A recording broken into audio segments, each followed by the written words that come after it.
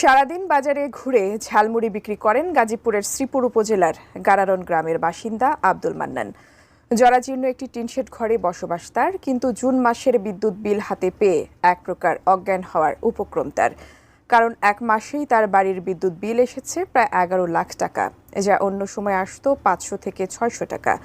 ভুতুরে এই বিল আতঙ্কে বর্তমানে বাড়ি ছাড়া তিনি। আর বিদ্যুৎ অফিসের এমন কাণ্ডে ক্ষোভ জানিয়েছেন স্থানীয়রা। গাজীপুরের শ্রীপুর থেকে এনামুল হক আকন্দের পাঠানো ছবিতে বিস্তারিত ডেস্ক রিপোর্টে।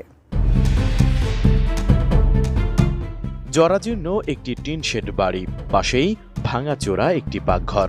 এখানে বসবাস করেন ঝালমুড়ি বিক্রেতা মোহাম্মদ আব্দুল মান্নান।